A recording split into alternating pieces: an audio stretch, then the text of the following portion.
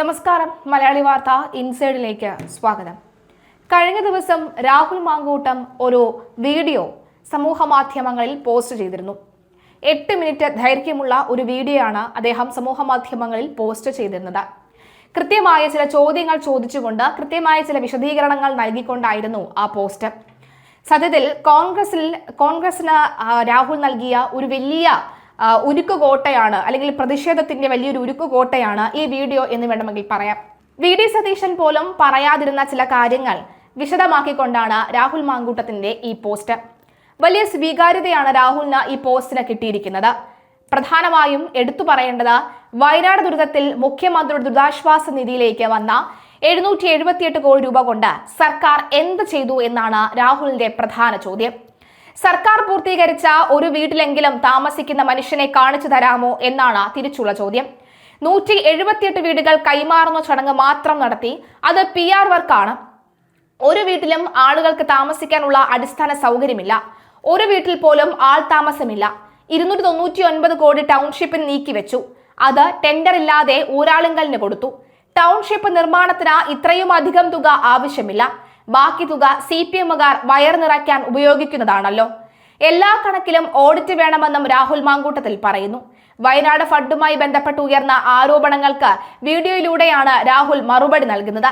വയനാട് പുനരധിവാസവുമായി ബന്ധപ്പെട്ട മുഖ്യമന്ത്രിയുടെ ദുരിതാശ്വാസ നിധിയിലേക്ക് എത്തിയ 778 കോടി രൂപ സർക്കാർ എന്തു ചെയ്തു എന്ന ചോദ്യവുമായാണ് രാഹുൽ മാങ്കൂട്ടം എത്തുന്നത്. ടൗൺഷിപ്പിലെ വീടുകൾ കൈമാറ്റം ചെയ്തുകൊണ്ട് നടത്തിയ ചടങ്ങ് വെറും PR വർക്ക് മാത്രവുമല്ലേ? വയനാട്ടിലെ സർക്കാർ കൈമാറിയ 178 വീടുകളിൽ ഒന്നില്ലെങ്കിലും ഒരാളെങ്കിലും ജീവിക്കുന്നുണ്ട്, ഒരാളെങ്കിലും അന്തി ഉറങ്ങുന്നുണ്ടെങ്കിൽ ഞാൻ പറയുന്നതെല്ലാം തിരിച്ചെടുക്കുന്നു. പാലക്കാട് MLA ഫേസ്ബുക്കിൽ പങ്കുവച്ച വീഡിയോയ്ക്ക് വൻ ജനസ്വീകാര്യതയാണ് ലഭിക്കുന്നത്. വയനാട് ദുരിതബാധിതരുമായി ബന്ധപ്പെട്ട ഫണ്ട് സമാഹരണം ഉൾപ്പെടെയുള്ള വിഷയങ്ങളിൽ ചോദ്യങ്ങൾ ഉണ്ടാവണം. എന്നാൽ ആ ചോദ്യങ്ങൾ ഏകപക്ഷീയമാവരുതെന്നും രാഹുൽ വീഡിയോയിൽ പറയുന്നു. അതായത് ചോദ്യങ്ങൾ പ്രതിപക്ഷത്തിനോട് മാത്രമല്ല, ആദ്യം ആ ചോദ്യത്തിന് ഉത്തരം നൽകേണ്ടത് ഭരണപക്ഷം കൂടിയാണ്. ടൗൺഷിപ്പിലെ ഒരു വീട്ടിലും ആളുകൾക്ക് താമസിക്കാനുള്ള അടിസ്ഥാന സൗകര്യമില്ല. പൂർത്തിയാക്കിയെന്ന് അവകാശപ്പെടുന്ന വീടുകളിൽ ഒന്നിൽ പോലും ആൾ താമസമില്ല. ടൗൺഷിപ്പിന് നീക്കിവെച്ചത് 299 കോടി രൂപയാണ്. അത് ടെൻഡർ ഇല്ലാതെ ഊരാളുങ്കലിന് നൽകി. ടൗൺഷിപ്പ് നിർമ്മാണത്തിന് ഇത്രയും അധികം തുക ആവശ്യമില്ല. ബാക്കി തുക CPMകാർ വയർ നിറയ്ക്കാൻ ഉപയോഗിക്കുന്നതാണ്. ടൗൺഷിപ്പുമായി ബന്ധപ്പെട്ട കണക്കുകളിൽ ഓഡിറ്റ് വേണമെന്നും രാഹുൽ പറയുന്നു. DYFI മുഖ്യമന്ത്രിക്ക് ഫണ്ട് കൈമാറിയതിൽ തട്ടിപ്പ് നടന്നെന്നും രാഹുൽ മാങ്കൂട്ടത്തിൽ ഉന്നയിക്കുന്നുണ്ട്. ചെക്ക് കൈമാറിയ ശേഷം 10 മാസം കഴിഞ്ഞാണ് തുക നൽകിയത്. 20 കോടി അക്കൗണ്ടിൽ മാസങ്ങളോളം സൂക്ഷിച്ചതിന്റെ പലിശ എവിടെയെന്നും രാഹുൽ മാങ്കൂട്ടം ചോദിക്കുന്നുണ്ട്. കർണാടക സർക്കാരും കേരളത്തിലെ പ്രതിപക്ഷ MLAമാരുമെല്ലാം ദുരിതാശ്വാസ നിധിയിലേക്ക് പണം കൈമാറിയിട്ടുണ്ട്. അതിന് ഓഡിറ്റ് ചെയ്യാൻ എല്ലാവർക്കും അവകാശമുണ്ട്. പ്രതിപക്ഷത്തിന് ഭവന നിർമ്മാണത്തിൽ കാലതാമസം ഉണ്ടായെന്നും അത് സാങ്കേതിക കാരണങ്ങളാണെന്നും ആണ് രാഹുൽ പറയുന്നത്. വയനാട് ദുരന്തവുമായി ബന്ധപ്പെട്ട കോൺഗ്രസും യൂത്ത് കോൺഗ്രസും സമാഹരിച്ച തുകയെ കുറിച്ചും മുൻ യൂത്ത് കോൺഗ്രസ് അധ്യക്ഷൻ കൂടിയായ രാഹുൽ പങ്കുവെക്കുന്നുണ്ട്. KPCC ആപ്പിലൂടെ 4.5 കോടി രൂപയും യൂത്ത് കോൺഗ്രസ് അക്കൗണ്ടിലേക്ക് നേരിട്ട് പണം സ്വീകരിച്ച 1.5 ലക്ഷം രൂപയും സമാഹരിച്ചു. യൂത്ത് കോൺഗ്രസ് നേരിട്ട് സമാഹരിച്ച KPCCക്ക് കൈമാറിയ 1.5 ലക്ഷം രൂപയ്ക്കാണ് മേപ്പാടിയിൽ ഭൂമി വാങ്ങിയത്. വീട് നിർമ്മാണത്തിന്റെ പ്രാരംഭ ജോലികൾ നടക്കുന്നുണ്ട്. യൂത്ത് കോൺഗ്രസ് കണക്ക് ഉൾപ്പെടെ കൃത്യമാണ്.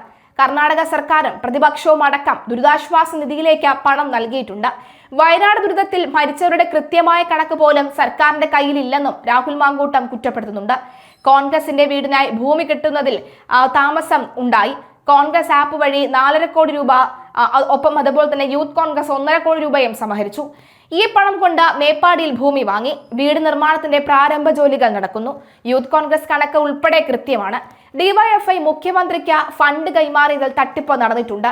ചെക്ക് കൈമാറിയ ശേഷം 10 മാസം കഴിഞ്ഞാണ് തുക നൽകിയത്. 20 കോടി അക്കൗണ്ടിൽ മാസങ്ങളോളം സൂക്ഷിച്ചതിന്റെ പലിശ എങ്ങോട്ട് പോയി? ഓഡിറ്റ് ചെന്ന് എത്തുക സംസ്ഥാന സർക്കാരിലേക്കാണ് എന്നും രാഹുൽ മാങ്കൂട്ടം പറയുന്നുണ്ട്. വളരെ കൃത്യമായി, വളരെ നിശിതമായിട്ടുള്ള വിമർശനം തന്നെയാണ് രാഹുൽ ഉന്നയിക്കുന്നത്. എന്തായാലും രാഹുലിന് ഇതിൽ വലിയ രീതിയിലുള്ള രൂക്ഷമായ പ്രതികരണങ്ങൾ ലഭിക്കുന്നുണ്ട്. അതുമാത്രമല്ല, രാഹുൽ മാങ്കൂട്ടത്തിന് പിന്തുണയും ലഭിക്കുന്ന ഒരു സാഹചര്യം നമുക്ക് കാണാൻ സാധിക്കുന്നുണ്ട്.